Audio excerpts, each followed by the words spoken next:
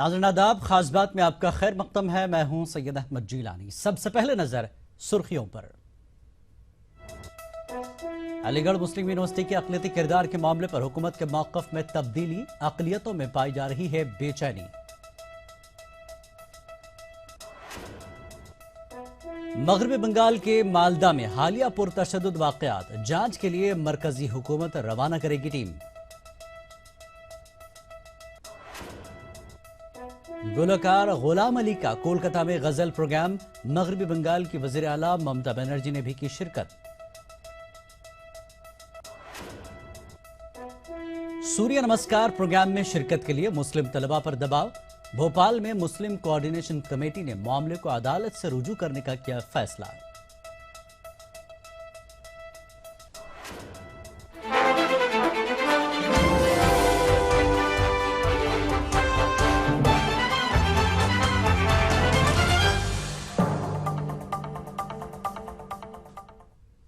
और आइए सुर्खियों के बाद पहले बात अलीगढ़ मुस्लिम यूनिवर्सिटी की।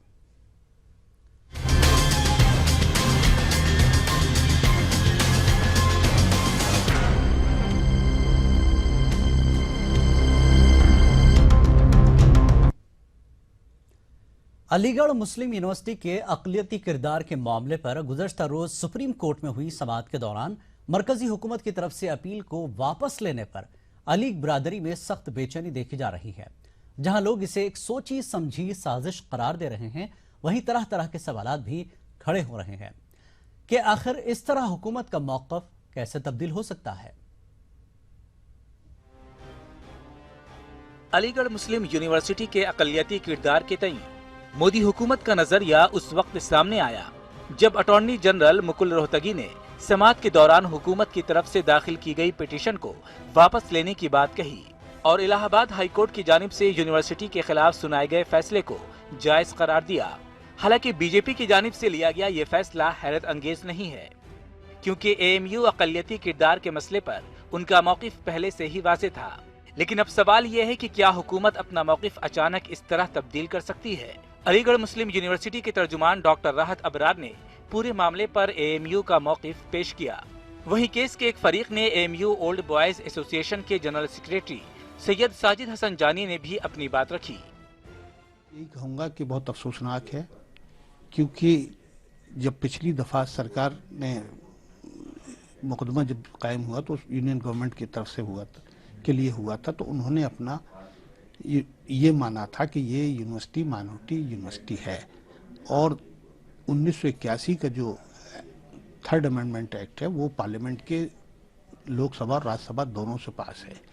जब एक्ट बनता है तो दोनों जगह, क्योंकि सेंट्रल यूनिवर्सिटी है, उसमें भी अलीगढ़ यूनिवर्सिटी को माइनॉरिटी कैरेक्टर दिया गया है, माइनॉरिटी स्टेटस दिया गया है। जो हमारी बेंच थी, इतनी अच्छी बेंच थी, लीगल थी, विदाउट बायस थी और हमारे फेवर की बात कर रही थी कि जो हमें हक मिलना चाहिए, और हुकूमत ने अपने कानून और ज़ाब्तों के खिलाफ बात की थी। लिहाजा हमें उम्मीद ये है कि ये हमारे हक में बात होगी और इससे अच्छी बेंच जो कि हमारे हक की और एकेडमिक उसकी बात कर रही थी, मुस्लिम यूनिवर्सिटी कैरेक्टर की, और हमें बहुत उम्मीद है कि सुप्रीम कोर्ट हमें फेवर करेगी और हमको इंशाल्लाह इसका फ़ायदा पहुँच सकता है।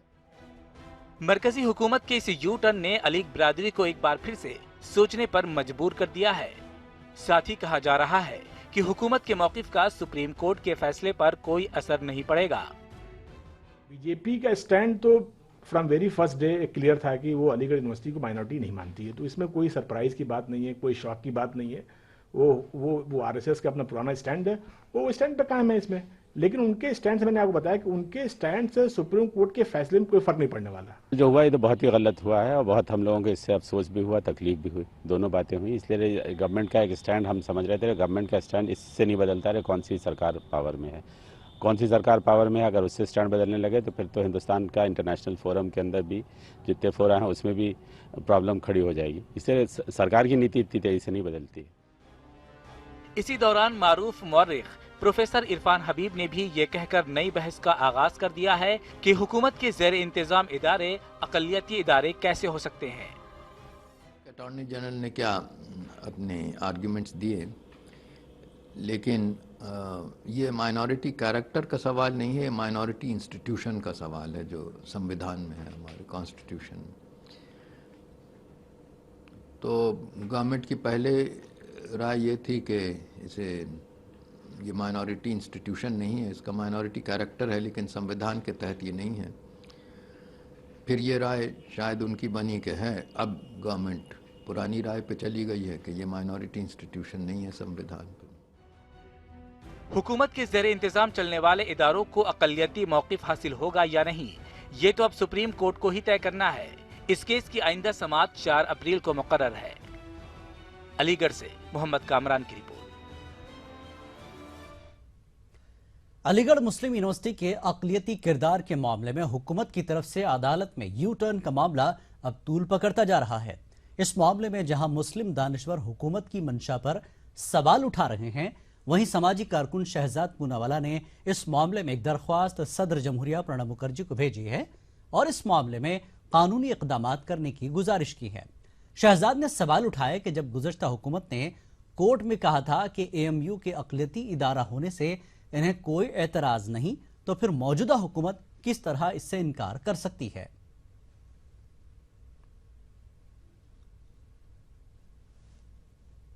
जिस तरीके से मौजूदा सरकार ने, मौजूदा हुकूमत ने अलीगढ़ मुस्लिम यूनिवर्सिटी के अक़लियत किरदार पर यू टर्न किया है और सिर्फ सियासत के चलते और यूपी के अंदर अपनी हिंदुत्व छवि बनाने के लिए जो यू टर्न लिया है, उसके खिलाफ मैंने सदर जमहूरियत को ये दरख्वास्त की है कि सदर जमहूरियत विजिटर होते हैं सारे सेंट्रल यूनिवर्सिटी के, तो वो अपनी सरकार को हिदायत दे कि ऐसे यू टर्न ना ले, क्योंकि ये आईन की खिलाफ वर्जी है। दूसरे दर्जे का शहरी ना बनाए जिसको तालीम की कोई सुविधा ना हो। JDU लीडर अली अनवर ने AMU मामले पर रद्दमल जाहिर करते हुए कहा कि मरकजी हुकूमत से यही तवक्को थी।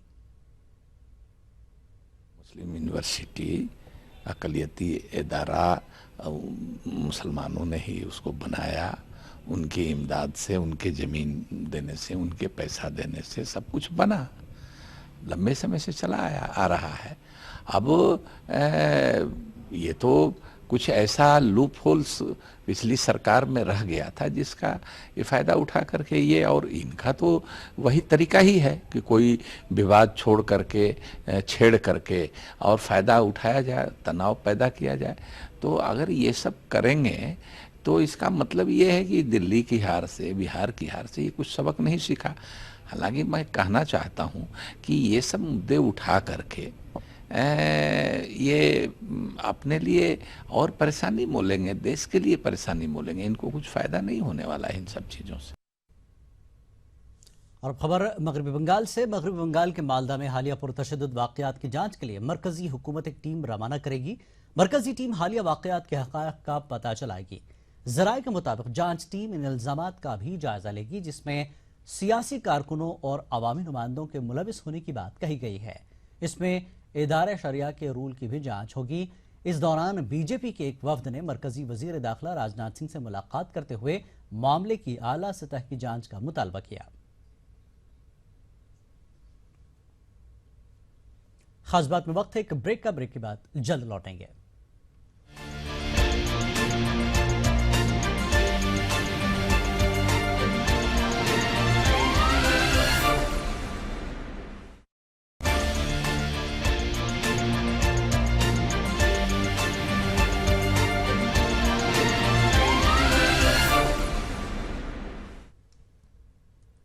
खास बात में एक बार फिर आपका खैर मकदम है। गुज़श्ता कई दिनों से चल रहे ड्रामे के बाद आखिरकार पाकिस्तानी गुलकार गुलाम अली का गजल प्रोग्राम आज कोलकाता में मुनक्किद किया गया। नेताजी इंडोर स्टेडियम में होने वाले इस प्रोग्राम में रियासत की वज़ीर आला ममता बनर्जी ने भी शिरकत की। इस दौरान गुलाम अली ने सामीन को खूब महसूस किया। याद रहे कि मुंबई में शिवसेना की धमकी के बाद गुलाम अली का प्रोग्राम मनसूख कर दिया गया था।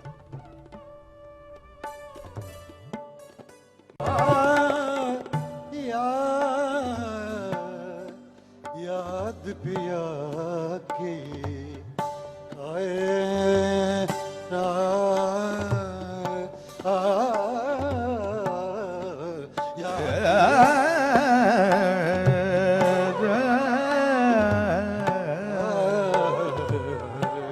याद पिया के आए।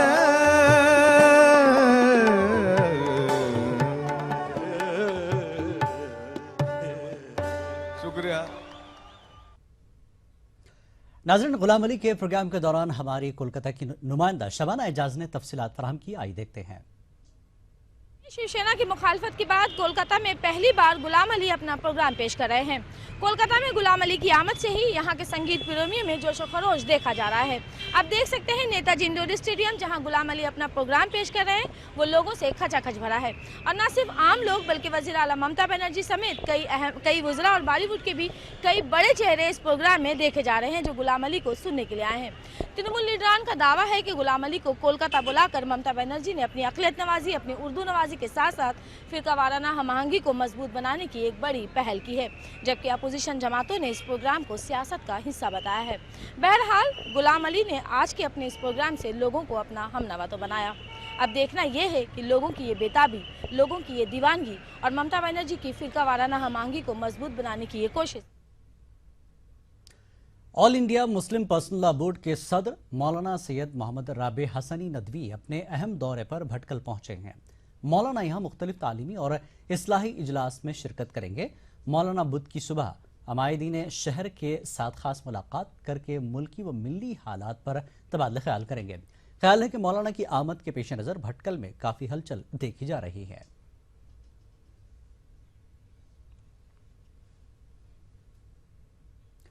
स्वामी विवेकानंद की जयंती के मौके पर मध्य प्रदेश के तमाम अजला में सूर्य नमस्कार प्रोग्राम का एहतमाम किया गया।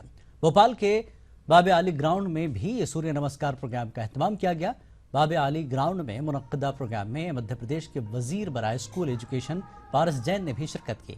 इस मौके पर पारस जैन ने सूर्य नमस्कार प्रोग्राम में शिरकत के लिए जहां तमाम कम्युनिटी के लोगों से दरख्वास्त की, वहीं उन्होंने मुस्लिम तबके से शिरकत के लिए नमाज का भी हवाला दिया।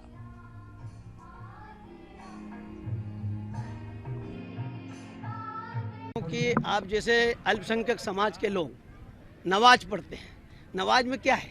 आदमी को उठना बैठना, यही तो योग की क्रिया है। इसलिए अपने जीवन में इसको उतारना चाहिए। बनी पद्धति समाज की अलग अलग है। जैसे जैन समाज अपने जो है पर्युषण पर्व आते हैं, प्रतिक्रमण करते हैं, उसमें उठते बैठते, यही तो योग है। सूर्य नमस्कार प्रोग्राम में मुस्लिम कोऑर्डिनेशन कमेटी ने सख्त तनकीद की। मुस्लिम कोऑर्डिनेशन कमेटी का इल्जाम है कि एक जानिब वज़ीर आला ये ऐलान कर रहे हैं कि सूर्य नमस्कार में सभी की शिरकत लाजमी नहीं है, दूसरी जानिब सरकारी अफसरान मुस्लिम स्कूलों पर सूर्य नमस्कार प्रोग्राम में मुस्लिम तलबा की शिरकत के लिए मुसलसल दबाव बना रहे हैं।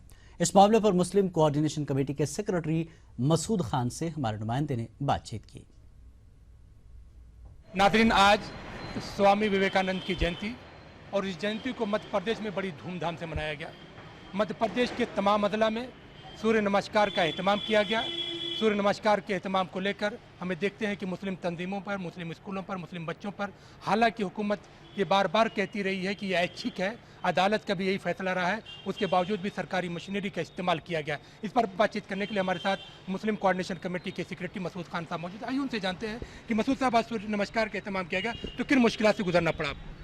साहब, मुश्किलात से सिर्फ एक बात ये रही कि गवर्नमेंट ने अपने ऑफिसर्स के ज़रिए और संकल्प के इंचार्ज जो हैं उनके द्वारा ज़बरदस्ती करने की कोशिश की और मुस्लिम उन स्कूलों के अंदर जो लोग के इसमें बिल्कुल भी तैयार नहीं थे सूर्य नमस्कार में पार्टिसिपेट करवाने के लिए, उनको कंपेल करा गया ज़बरदस्ती। वहाँ के बच्चों को इन्होंने अपने यहाँ जो है वो बाबे आली ग्राउंड पर यहाँ पे भोपाल के अंदर जमा करवाया और वहाँ पर सूर्य नमस्कार ज़बरदस्ती करवाया गया। जी, अब आप क्या करेंगे?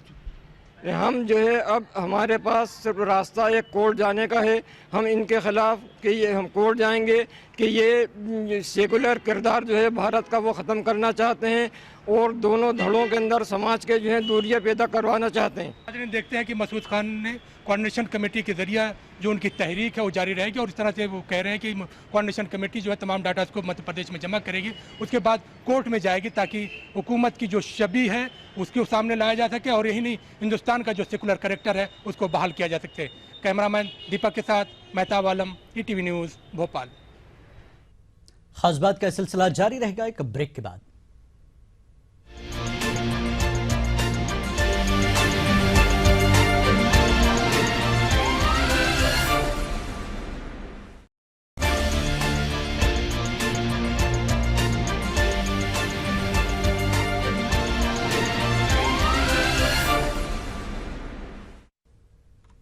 खास बात में एक बार फिर आपका खैर मकदम है। मैग्सेसे अवार्ड याफ्ता सामाजिक कारकुन संदीप पांडे को बीएचयू से हटाए जाने के खिलाफ आज लखनऊ गांधी मुजस्समे के सामने एहतजाजी मुजाहरा हुआ। सामाजिक कारकुनों ने संदीप पांडे की हिमायत में धरना दिया। मुजाहिरीन ने मरकजी हुकूमत पर तालीमी इदारों के भगवाकरण का इल्जाम लगाया। ईटीवी नुमाइंदा इरफान अली से संदीप पांडे से खुसूसी बातचीत की। इन्होंने बीएचयू के वाइस चांसलर पर कई संगीन इल्जामात भी लगाए हैं। इन्होंने दिल्ली यूनिवर्सिटी में सुब्रमण्यम स्वामी के जरिए कराए गए सेमिनार की भी मुखालफत की। आज हमारे साथ मशहूर सामाजिक कारकुन और Magsaysay award winner Sandeep Pandey ji मौजूद हैं। संदीप पांडे बीएचयू की आईआईटी में गेस्ट फैकल्टी थे। अभी हाल ही में उनका कॉन्ट्रैक्ट जो है कैंसिल कर दिया गया है। आइए मालूम करते हैं किन हालात में उनको वहां से निकाला गया और क्या उनका कहना है। ईटीवी में आपका खैर मकदम है। सबसे पहले हम जानना चाहते हैं कि आप बीएचयू आईआईटी में गेस्ट फैकल्टी थी, क्या मामला था, क्यों आपको वहां से निकाला गया? वहाँ पे मेरे ऊपर ये इल्ज़ाम लगाया गया है कि मैं नक्सलवादी हूँ और मैं देशद्रोही गतिविधियों में संलिप्त हूँ। ये 2 आरोप लगा के मुझे निकाला गया। तो इसके जवाब में आपने कुछ कहा? आपसे आपकी बात हुई यूनिवर्सिटी इंतज़ामिया से? असल में जो मुझे टर्मिनेशन लेटर दिया गया है उसमें कारण नहीं बताए गए। तो अब मैंने सूचना के अधिकार के तहत एक आवेदन जमा किया है जिसमें उनसे पूछा है कि भाई उस मिनट्स में जो उस मीटिंग में जो बातचीत हुई उसके मिनट्स की कॉपी मुझे दी जाए या मुझे कारण बताया जाए कि आखिर मुझे टर्मिनेट क्यों किया गया है। आपने बीएचयू के बाहर वहाँ पर एक कैंडल मार्च हुआ आपकी हिमायत में। आज आपकी हिमायत में यहाँ पर पूरे लोग आए हुए हैं, तो क्या आप मूवमेंट चला रहे हैं सरकार के खिलाफ? आपको क्या शिकायत है? देखिए, मैंने ये बहुत साफ कहा है कि जो कुछ भी हो रहा है वो मेरी नौकरी वापस पाने के लिए नहीं हो रहा है। मैं 20 साल बिना नौकरी के मैंने पूर्णकालिक सामाजिक कार्यकर्ता के रूप में काम किया। 2.5 साल से सिर्फ बीएचयू में हूँ। आगे भी बिना नौकरी के रह सकता हूँ, लेकिन ये जिस तरीके से निकाला गया और इसके पीछे की जो पूरी साजिश है, यानी कि राष्ट्रीय स्वयंसेवक संघ द्वारा भारत के शैक्षणिक संस्थानों पे एक तरीके से कब्जा करना और वहाँ पे अपनी विचारधारा को फैलाना, क्योंकि ये विश्वविद्यालय में जो पढ़ने लिखने का माहौल है, शोध करने का माहौल है, ये इसको एकदम ख़राब कर देंगे और ऐसे अयोग्य लोग वहाँ आ जाएंगे जो सिर्फ राजनीति करेंगे। आपने ये थे संदीप पांडे जिनका साफ कहना है कि ये सिर्फ मेरी नौकरी का सवाल नहीं है। मुल्क की जो आला तालीम गाहें हैं उनको एक ख़ास रंगने की कोशिश की जा रही है और उसके खिलाफ इनकी ये जिद्दोजहद जारी रहेगी। कैमरामैन एसके वर्मा के साथ Irfan Ali, ETV news, Lucknow. NIA की एक टीम कल मेरठ पहुंची। एनआईए टीम के साथ एक मुश्तबा शख्स भी था। हालांकि अभी यह साफ नहीं हुआ कि एनआईए किस मामले को लेकर मेरठ में जांच कर रही है। ताहम कहा जा रहा है कि जांच के तार पठानकोट हमला मामले से जुड़े हो सकते हैं।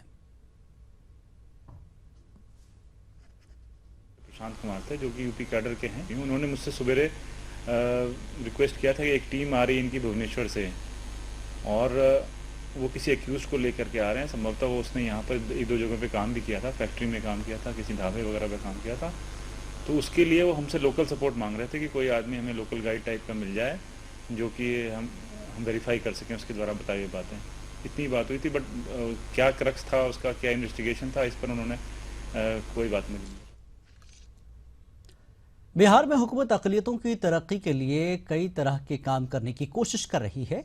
अब एमएसडीपी जैसे अहम प्रोग्राम के नफाज के लिए भी कई अहम इक़दाम उठाने की बात कही जा रही है।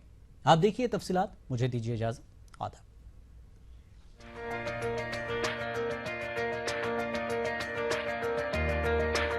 बिहार का महकमा अक़लियती फलाह बहबूद सूबे में अक़लियती स्कीमों के निफाज के मामले पर संजीदा पहल करने लगा है। महकमे ने इस सिलसिले में सबसे पहले एमएसडीपी स्कीम को नाफिज करने का मंसूबा बनाया है। वजीर अक़लियती फलाह बहबूद अब्दुल गफूर ने 20% से ज्यादा अक़लियती आबादी वाले पंचायत को भी इस स्कीम में शामिल करने का मुतालबा किया है और इस सिलसिले में मरकजी हुकूमत से भी पहल करने की अपील की है। तो बिहार में 75 ब्लॉक के अलावा भी एक बड़ी आबादी इस योजना से वंचित है। अगर जिन पंचायतों में 20% या उससे ज़्यादा आबादी है उनको ले लिया जाता है, तो 75% हमारी आबादी, फिर भी 25% आबादी रह जाती है, लेकिन 75% अक़लियत को इससे लाभ मिलेगा और भारत सरकार की योजना गांव-गांव तक पहुंचेगी। बिहार के महकमे अक़लियती फलाह के मुताबिक सूबे में गरीब मुस्लिम अक़लियतों की बड़ी आबादी मदरसे में ज़ेर तालीम है, लेकिन हुकूमत के MSDP स्कीम से किसी भी मदरसे को कोई फायदा नहीं हुआ। इसकी बड़ी वजह ये भी रही कि MSDP स्कीम से मदरसों को अलग रखा गया। बड़े पैमाने पर मदरसा है जिसमें सरकार का कोई योजना अभी तक नहीं चला है। अगर MSDP योजना के तहत मदरसा के भवन और मदरसा के अंदर हॉस्टल का निर्माण किया जाता है तो इससे अक़लियतों का तालीमी मसला हल होगा। वजीर अक़लियती फलाह अब्दुल गफूर फरवरी में मरकजी वजीर नजमा हेपतुल्लाह से मुलाकात करेंगे। गफूर की माने तो MSDP स्कीम से फायदा हासिल किया जा सकता है, लेकिन उस स्कीम में तरमीम की जरूरत है। महफूज आलम, ETV न्यूज़, पटना।